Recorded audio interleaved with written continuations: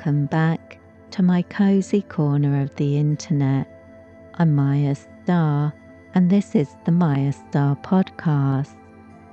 I teach energy healing courses online through Mayastar Academy, share spiritual guidance and mystical musings on the Maya Muses blog, and provide healing, ritual, and spellcasting services.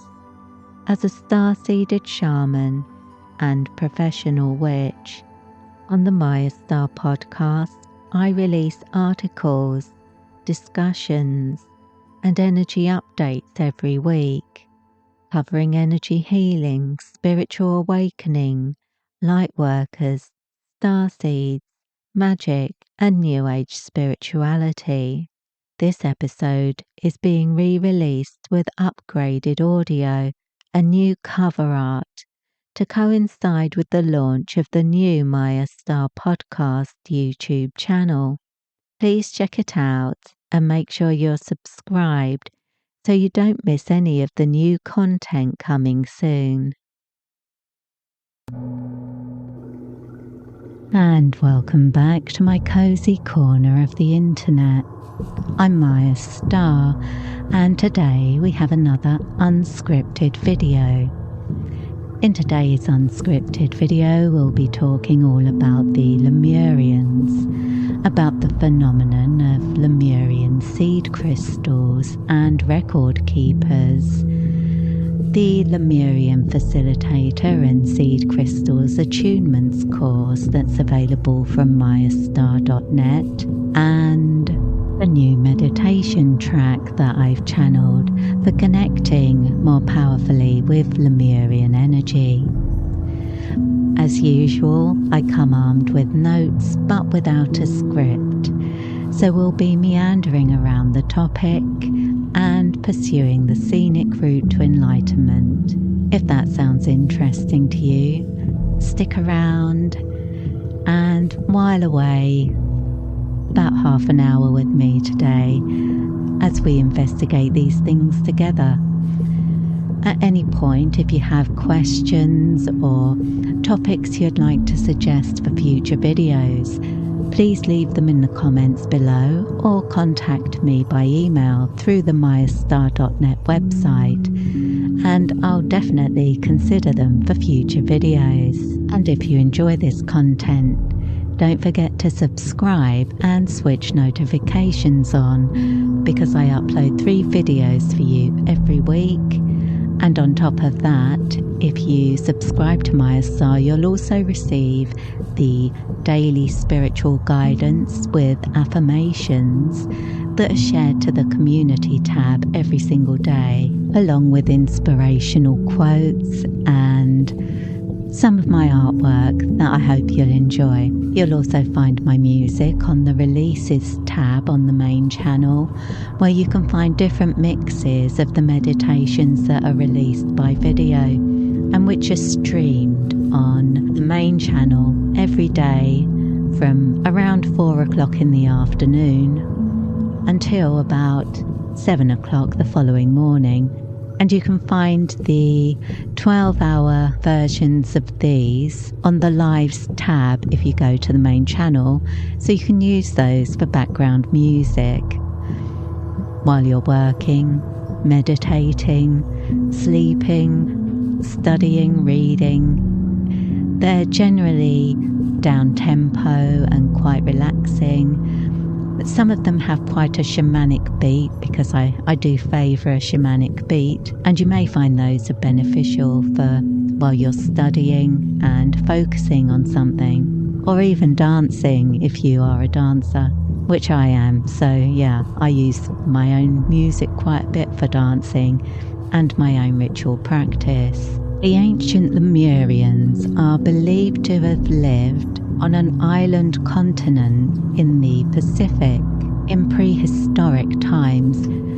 The Lemurians are believed to have left their island home when the sea level began to rise.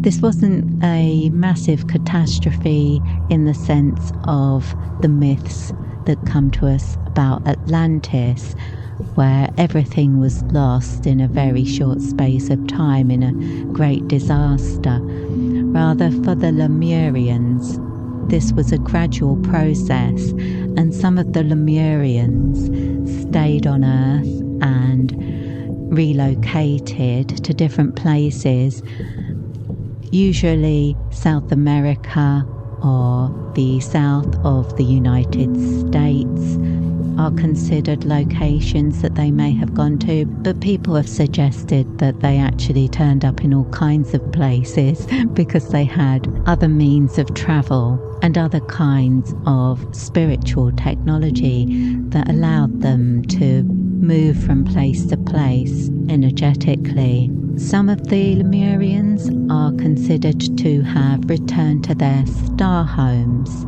Because of this, they have a strong connection with the Pleiadian light beings. The Pleiadians are believed to live transdimensionally in the location of Alcyon, which is the primary star of the Pleiadian system. And those who chose to relocate to other dimensions, higher dimensions, are there to support us as light beings, akin to ascended masters, and often working closely with the Pleiadians will bring you into contact with the Lemurian light beings. It may even be that they are some of the same people, but if you feel connected to the Pleiadians, you will probably enjoy a deep connection with the Lemurians, and vice versa. It's also believed that the Lemurians settled in Southern California in the location of Mount Shasta, which is also connected with the Pleiadian light beings. Pleiadian light beings are also associated with the Avalonian light beings that exist transdimensionally in the location of Glastonbury Tor in the UK. These are both very powerful energetic sites. Both Mount Shasta and Glastonbury Tor are points at which energy is concentrated, and both locations are often considered chakras of the world, powerful centers of energy that we can tap into, not only for our healing work, but also to connect with our ancestors, with the elemental beings that look after the planet, with different sorts of light beings, and with the fairies, and who the fairies are elemental beings. So I'm expanding on that. So sorry if I'm being repetitive, but yes, all of these beings can be connected with more easily when you're around sacred sites, and these energies are very much tied to the land, and that's something that you need to consider when you're working with the Lemurians. Their energy is very much connected to the planet itself. Their concerns and cares relate to the well-being of the planet, and spiritually to the ascension of the planet as a whole. Because it's not only people that are going through a process of evolution. Spiritual evolution takes place for all creatures, all spirits, and for the planet itself. The planet can be considered to be a living organism, the way all of the energies combine together and the system works together and creates harmony when everything is functioning properly, in a similar way to how we can function optimally if we balance our energy and keep that life force energy flowing throughout the system. So let's get into Lemurian seed crystals. What are they, and what are they for? If you are one of the people that believes in the reality of the Lemurians, and as a Lemurian priestess, I most certainly do, and you're looking to learn about them, you'll find there's absolutely nothing in the history books that can help you. There's very little information out there. Most of the lore is passed on through attunement courses such as those that I channel and provide to students through Mayastar Academy, such as the Lemurian indigo connections. Some of the Wheel of Light starseed activations were very focused on Lemurian energy, the Lemurian starseed and the Lemurian goddess Amara. The rainbow sequence healing technique was also channeled through Amara. There's the Amara Omni Empowerment, Lemurian seed crystals attunements, Lemurian facilitator attunement, and the Light of Lemuria attunement. I think that might be all of them. But yeah, there are a lot of different attunements that provide you with techniques you can use to connect more deeply with the Lemurians. And because the Lemurians have a powerful connection to the planet and are focused on our spiritual evolution and awakening, they can also provide you with a lot of support and guidance in your own spiritual path. I would say the Lemurian indigo connections is a particularly good attunement if that's something that you're new to. It gives you symbols and mantras that you can work with, and you'll also find a meditation that I channeled for working with those energies on the YouTube channel and the podcast. As well as for the Wheel of Light starseed activations, they all have their own meditation tracks as well. And so you can, if you're attuned to those energies, you can then use the meditations to activate those energies more simply and increase the flow of those energies for you. And even if you're not attuned to them, you can still use the meditations, even if you don't have those codes imprinted in your energy field. You will still be able to enjoy them. You just won't have such a powerful effect as if you were attuned to them. And if you do want to become attuned to them, all of the courses that I'm talking about are available on the Mayastar website at mayastar.net. Now I'll quickly mention that these are distance attunement courses. There are no time limits for completing the course. The course includes a manual that is sent to you by email, and you can read that at your own rate, and an attunement that is sent using the Orb of Life method, which allows you to receive it at your own convenience and in the comfort of your own home, without making an appointment or anything like that. Another thing I would mention is if you wanted to learn light language, all of the Wheel of Light starseed activation courses and the Lemurian indigo connections all include light language mantras that you can work with to get you started in that regard.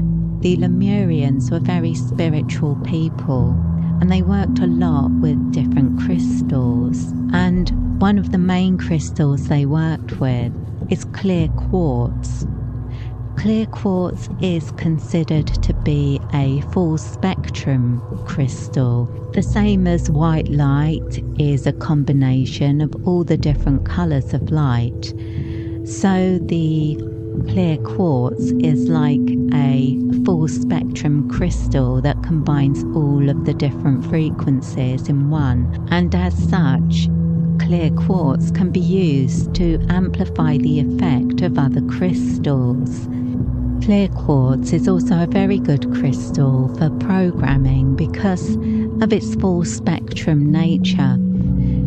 It lends itself to all kinds of applications, and sometimes quartz crystals are found in locations where they're not usually found, such as in areas where there's a lot of sand, but the crystals don't seem to be growing attached to anything. And it's in locations like that that people find what they believe are Lemurian seed crystals. And whatever you believe about these crystals, whether they are from the Lemurians or not, if you hold the intention that you want to connect with the Lemurians, working with clear quartz is a good way to do this. If you find a quartz point that has stripes all down one side, sort of ridges, these are considered record keepers. And it's believed that if you hold one of these crystals while in meditation and run your finger or thumb across the ridges, you can unlock the hidden information that's contained in that crystal.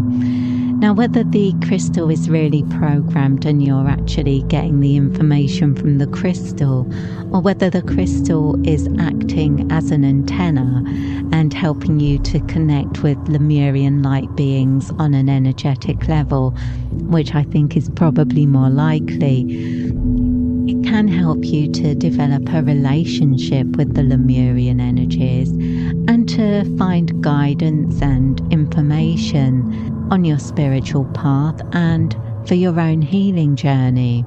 And the meditation track that's coming out on Wednesday, but will already be on the releases tab and will also be on Spotify, Amazon Music, iTunes and your favourite music apps with all the different mixes, so you can choose the version that you prefer.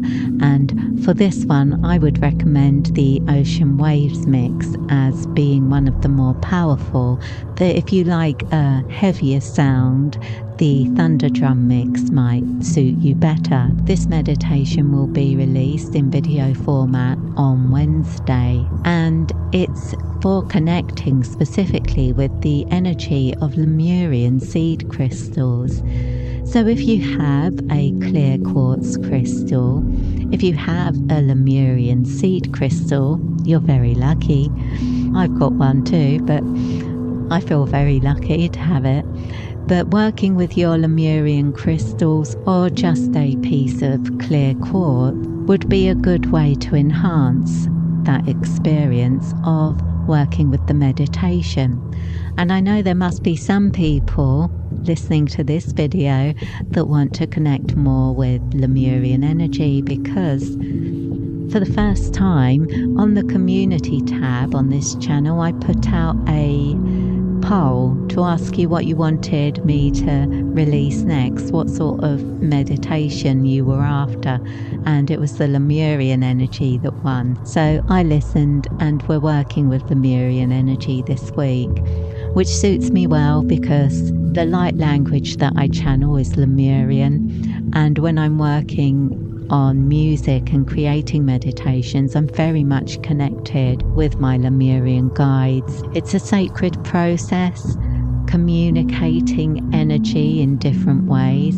Light language is only one way of communicating energy.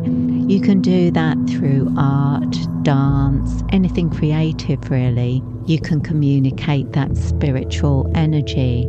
So if you do have a particular crystal you would like to work with to connect with the Lemurians, I would recommend, if you're receiving one of the Lemurian-centric attunements from me, to hold the crystal during the attunement process so that it also receives the light codes that are transmitted during an attunement and is able to resonate with those, so that when you're connecting with them in future, that experience can be amplified by the crystal and further amplified by using your crystal with the meditation when you want to connect with those energies in the future. And the more often you do connect with them, the more powerful the flow of energy will be each time you reconnect. You can also learn about other crystals that can be used for energy healing through the Ethereal Crystals course, which includes attunement to 60 different ethereal crystals. An ethereal crystal is the energetic source of that crystal.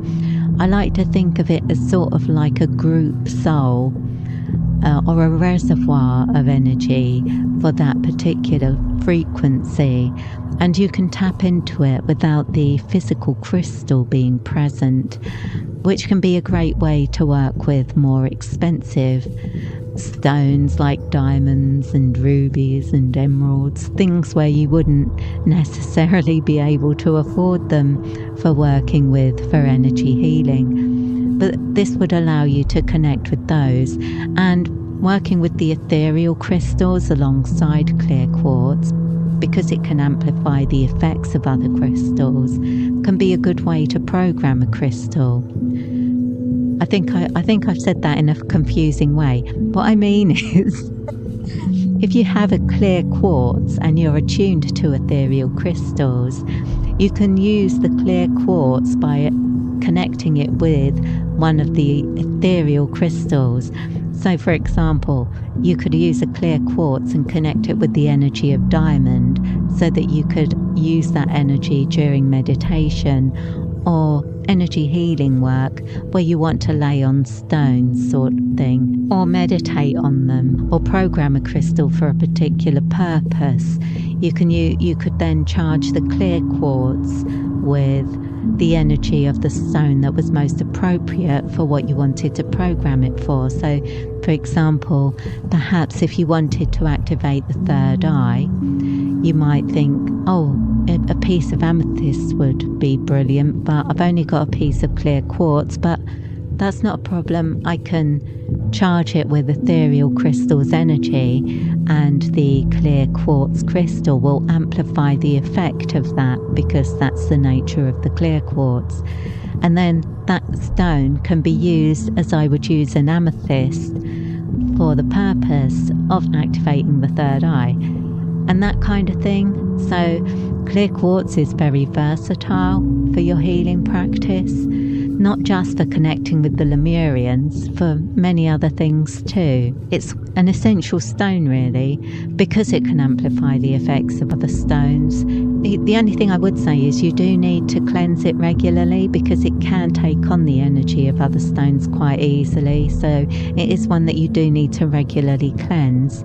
But you can do that just by placing it into a bowl of salt, or some people leave them out in the sun or in the light of the full moon to cleanse them, or hold them in running water, usually a source of natural water like a spring or a stream, to cleanse the negative energy and maintain the stone's integrity and potential. And because they're not expensive, clear quartz is very good for creating a crystal grid for your healing practice.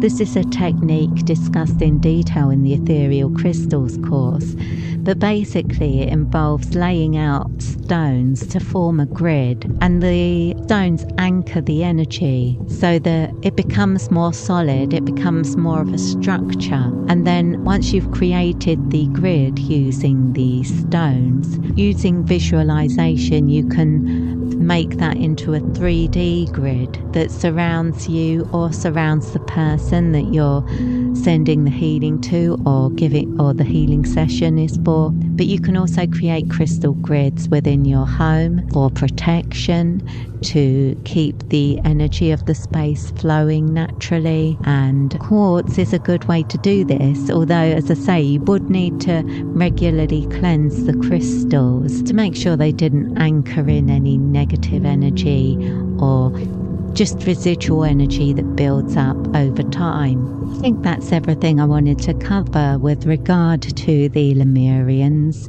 and the seed crystals phenomenon. But I've got an important update to share with you for the Mayastar website. On the Mayastar website, if you're a regular visitor, you may have noticed a new course category has been added to the menu, and that is the Starseed Energies category, which includes all of the Wheel of Light Starseed activation attunements, which can now also be taken as part of the Starseed Energy Healer package and the Starseed Energy Healers Advanced Diploma package. And those options are available on the menu. So now the starseed energy healer courses can be taken to count towards the degree programs if you want to become a master of energy healing through Mayastar. All of my courses are accredited and you receive a certificate with all of my courses. You don't have to upgrade to the diploma unless you're planning on practicing as a healer.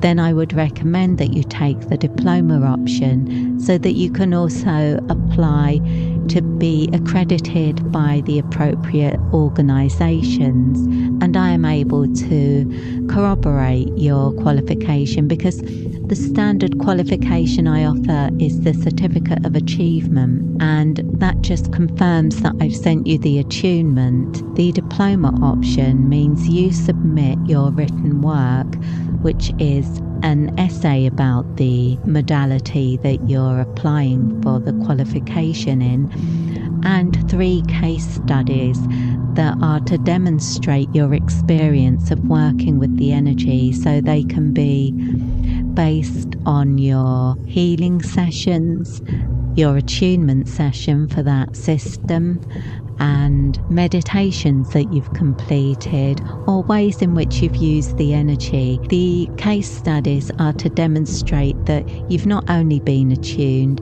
you are able to use the energy and you do have some understanding of what energy healing is and how it works for you. And that way you can receive a diploma certificate so that I can verify that you have received the attunement and you are using the energy. All the information on the certificates and the higher qualifications can be found on the Mayastar website if you want to know any more about that. In other news, I've been working with a new crystal myself, and it's not a Lemurian seed crystal, but I did get it to work with Lemurian energy more, and it's called Cavansite. And here it is. Let me introduce you to my new friend. Here we go. I don't think you'll be able to see very much on the camera, to be honest. Certainly not after I've applied the filters in the edit, but maybe you'll pick up the vibe. So here we go. Let's try this. I didn't do very well last time when I was trying to show you the opal, so let me try and put my hand behind it and see if that helps. God, look how the light reflected. There you go. Well, that's not bad, is it? Oh, that was too much. Oh, losing my sense of direction. There we go. What do you think of that? So basically, this is a piece of rock from India, and it's covered in this white crystal with blue bits, bright blue bits, and it's very powerful. I've already found I can't work with it late at night because it will keep me awake all night. It seems to have a very powerful energy for focusing your mind. Had some quite crazy dreams for the couple of nights it was sat by my bed. Now I've had to move it over to the desk, but this is where I sit when I'm creating music, so that's what I was hoping it would help me with, but I think it's helping me with other things as well. We'll soon find out. I mean, when you get a new crystal, you have to wait for the crystal to communicate what it wants to teach you, how you're going to evolve together. I might be a bit of a weirdo when it comes to my crystals, because I do definitely think of them as being my friends. Is that a bit sad? But this one does look like it's got eyes, so, you know, what can I do? I haven't given it a name yet. I'm sure I will, but I also like to think about what will happen. This sounds a bit morbid. I like to think about what will happen when I'm dead. But no, what I like to think about is what will happen to my crystals after I've left the earth. Okay, after I've ascended beyond the planet. And I always think, well, other people won't think these crystals are important. They'll probably end up in a landfill somewhere. But because they're crystals, they're essentially rocks, and they might get crushed. Things might happen to them, but they're going to remain the same, essentially, for quite a long time after I'm not here. So that's something I like to think about when I'm handling crystals, is the fact that I'm only borrowing them.